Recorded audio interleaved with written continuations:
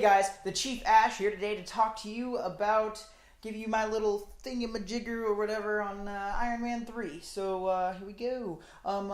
So small amount of time here. Okay, so Iron Man 3, right? When it comes to MCU, there's not really a terrible movie. I mean, at the very beginning they have a little hiccup with the Incredible Hulk, but I mean, once again, it's decent enough to be forgivable. There's not too many hiccups for the most part. Most of the films in the MCU are pretty well made. Iron Man 3, maybe on the lower end of the MCU standards, but it's still a pretty good movie. Definitely watchable. Definitely something everyone should check out. The only really problem with it is you have big arch villain of the film. You kind of have a little twist on his part, and it's disappointing. But besides that, I mean, the idea of the movie is to make it seem like that Tony Stark is more than a machine. He's more than a man. He's, there's something special about him. He's not just some guy hiding behind his money. And I feel like plot-wise, it gets that across, and it does it rather well. So, I mean, not a bad movie. It's a good movie, just not a super great MCU film, but definitely worth the watch. Rotten Tomatoes rated it in like a 79. It's definitely, it's in the 80s, 70s when it comes to regular movies. MCU maybe a little lower, but still, once again, really watchable. It's entertaining. Neat plot development. It's essential to some of the other MCU movies because they all kind of feed off of each other. But yeah, definitely worth the watch, and check it out. This has been the Chief Ash, and keep watching. I would rather pay Donald Trump's aborted children to freeze a condom with CO2 and beat me in the dick over and over than talk about this movie again. But here we are. Iron Man 3 isn't really the worst movie ever. It's actually not terrible. I mean, it's fine, I guess, but it's boring as all hell. There's two good parts about this movie, and both of them were pretty underused. First of all, the Mandarin ends up being like the best villain, probably in the MCU, not because he's a villain, but because he's just turns into a total fuck ass. And the whole aspect of exploring Tony Stark's PTSD after the incident with the Avengers yields so many awesome storytelling opportunities, and they don't really do anything with it. They make him have a couple weird nervous flashbacks, and then they don't talk about it really ever again. So that's really what pisses me off about this movie, is it had so much potential to be fucking awesome and to be such a cool, different take on the superhero story, and they just totally ruined it with a boring-ass villain, and they turned Pepper Piper into some woman who flies around and hits people with a glowing fist, and then they never bring it back again in the future movies. Yeah, Iron Man 3 is a total sack of shit. This has been Subpar Lobster. Thanks for watching. What's up, guys? It's Nick Flurry here this week to talk about Iron Man 3. Why Iron Man 3? Well, because in spirit of, I guess, all things Marvel and the arrival of the new season of Daredevil, which starts pretty soon, and of course the big picture, Captain America Civil War, which is about the feud between Iron Man, Captain America, and pretty much everything. But Iron Man 3. I'll be honest, in the MCU, the huge Marvel franchise that everyone's been talking about, that's going enormous right now, Iron Man 3 is one of my least favorite in the franchise. People complain about the Iron Man 3 trilogy, that Iron Man 2 is the worst, it's too long or too boring, it's too much talking when there's not enough action. But to me, I put Iron Man 3 on the exact same pedestal as I would Iron Man 2. And Iron Man 2 is a movie that I personally didn't have too much problem with. But Iron Man 3 is directed by Shane Black. The name may ring a bell if you've seen Predator or any of the Lethal Weapon films. He's directed some of those. And what Iron Man 3 is about is like a spiritual sequel to the Avengers. You see Tony Stark, who's suffering PTSD from the events of New York. He looked into the wormhole and he's having all these anxiety attacks, and he's struggling, and he just feels small, and this feeling that something else is out there. And then there's a scene in the movie where he's talking to Rhodes in the I believe in a diner, and this little kid comes and asks him what's in the hole, what's in the wormhole, and he just leaves. He has a panic attack and he has to fly off. It's really a character story about Tony Stark as a person, because throughout the movie he's not relying on his suits or his technology really to get by. He all he has really is his wits and what he's learned through his company and everything, how his intellect, and that's really what the movie is the premise of the movie really is what it's about. And the plot is about the extremist program, started by Guy Pearce's character, is about tapping into that hidden part in your brain to bring out certain strengths in you that are hidden. And what he does is he wants to harness this as a weapon, and he goes to Tony Stark about it, and he refuses it. Pepper refuses it, so he has to go about it on his own to find other means to convince the world that they need this program.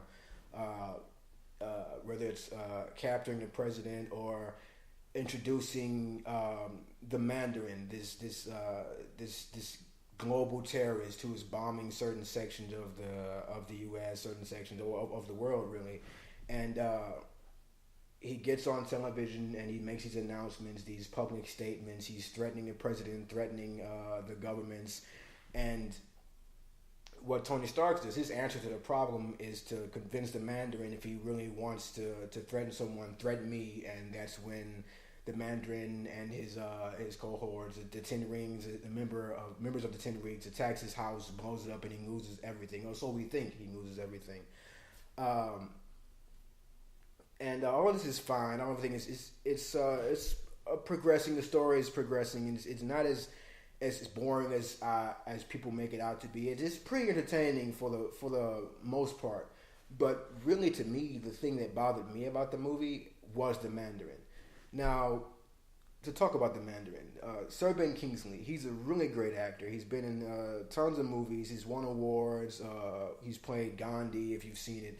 And to me, casting Ben Kingsley as the Mandarin was perfect casting. He was great in it. The scenes when he's doing the public announcements, he's threatening everyone. Those scenes were pretty threatening. In the trailers, his voice is what really captures it. It really it gives a tone of the whole movie.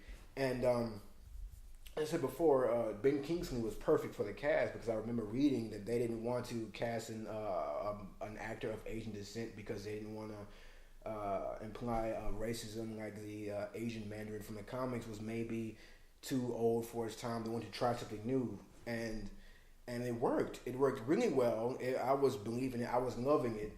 His look, his appearance, the rings he had on his fingers, all the marketing for the movie was perfect.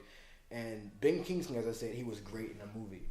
But what really killed it for me is when the big reveal that the Mandarin, and if you haven't seen the movie, spoilers, that the Mandarin isn't the Mandarin. He's an actor that Guy Pearce's character is hired to pose a threat, so the country would have a fallback, an image to see. So when Guy Pearce is actually pulling the strings, they'll have someone to hate to kind of clear his name. And okay, that's all fine and good. It was a nice little plan he had, but to do that with the Mandarin is what really messed me up, really angered me, because the Mandarin is like Tony Stark's arch nemesis. He's like the big bad guy. The Mandarin is almost like the Joker of Iron Man. And say you're watching The Dark Knight and you find out that Heath Ledger's Joker isn't really the one pulling the string, but maybe it's like someone else behind the door that would anger anyone. And that's what really drew me away from the movie. Now in theaters, when I watched it and I saw what was happening, I had no idea what was going on. In my mind, I'm thinking, oh, this isn't what's happening, because in the scene, I think it's Tony Stark and James Rhodes. They walk into this nice mansion, into this huge bedroom, and they find the Mandarin, or Trevor, the actor who's playing the Mandarin. He's drunk on drugs, and it's a pretty comical scene, and it would work in any other movie with any other character but the Mandarin. And I feel that was a horrible choice. If they were going to do that, they should have cast maybe a no name for the role, or try to find someone else.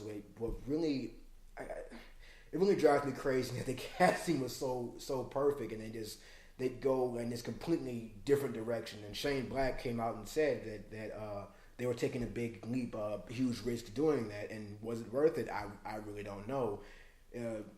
Basically, what it really did was anger a lot of people. A lot of fans were upset. There are some people who did enjoy it, because there's a scene in the film where Guy Pearce's character, I believe his name is Adrian, he comes out and says, "You think you stopped the Mandarin, that he's fake, but I am the Mandarin." And he's not the Mandarin. Ben Kingsley, his character should have been more flourished. The whole acting thing was a little too silly. I feel like they added that as really a joke.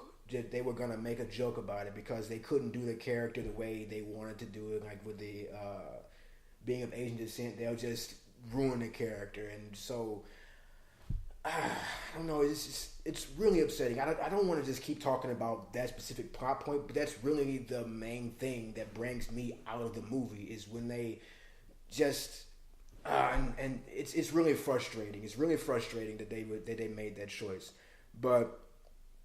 Other than that, the movie, I guess it's fine. It's okay. The action's really over the top, especially in the ending. And again, spoilers when he's you think all of his suits are destroyed when his house was destroyed on the coast, but he has all of his suits being controlled by this new technology he developed. So they fly on their own. They're being controlled by this Jarvis, and they all come in. They're killing the extremist controlled men and women, and it's overblown, it's over the top, but it gets to the point where it's kind of silly at times, but it's really enjoyable if you've seen it.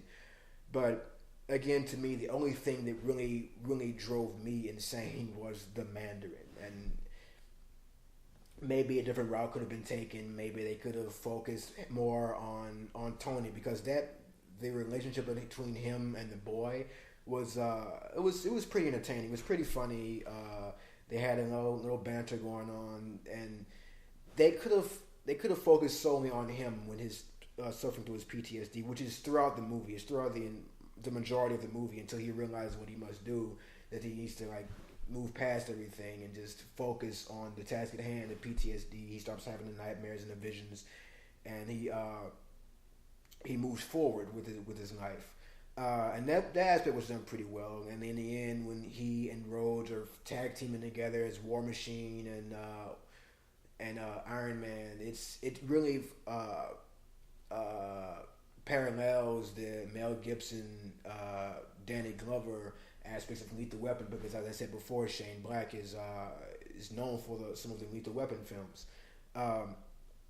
And I like that aspect. The actors had good chemistry. They played well off of each other. They made quips and jokes for each other. Don Cheadle is, I would say this a million times, is way better casting than Terrence Howard. He's way better suited with the character than Terrence Howard ever would have been, which he left because I believe he demanded more money. But regardless, the actor who's playing War Machine, James Rhodes, Don Cheadle, he's really well in the movie. He plays with everyone.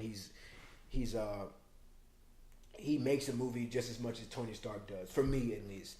And as I said before, this movie is not one of the biggest pleasers as far as the MCU's franchise goes. It was rather disappointing because I wanted like this serious movie that the trailers made it out to be, like he was losing everything, in which he does, but the movie is more comical than anything else. There are a few serious scenes where you think certain character dies and they do not, but it's really I guess to me it works better as a placeholder, like something to hold you on for the next Avengers movie.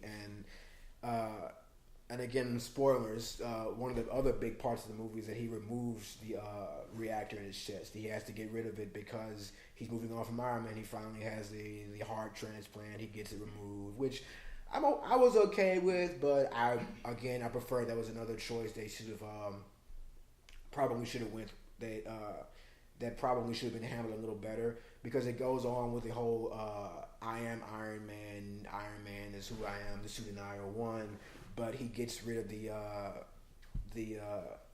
reactor in his chest, and as a metaphor, it works really well. But I felt like the execution was a little poor. It was really quick. Really, there was really no focus on it at all. It was really a brief scene towards the end where he removes it and the operation is shown. And again, the Mandarin is my biggest problem with this movie, and every time I think about it, it just frustrates me a little bit more that they cast such a perfect actor to play the role, but they just threw it all out the window. But if you've seen the movie, if you like it, that's you. If you don't agree with me, that's fine. But this is just my opinion. If you have yours, I'm sure. But this is to me, one of the lesser movies in the entire MCU franchise. But this has been my review, my little opinion on Iron Man 3. If you have any requests or comments you'd like to leave, please leave them down below. And remember to subscribe. This has been Nick Flurry, and I'm signing off. Hey guys, the Chief Ash here to say thank you for watching this feature, and I'm going to give you a little information on the contest we'll be holding for our next feature. Our next feature will be us talking about, our opinions of the Oscars, and what we're going to do is have a little thing. We want people to share the video, and out of the people that share our Oscar video, we're going to pick a random viewer, and we will be giving them a free digital download copy of Wolf of Wall Street. So that's pretty exciting. It's a free Blu-ray quality movie, totally legit. And this is just for our Facebook people. So help us, and you can possibly win a free movie. So like, subscribe, share, do your thing, and keep watching.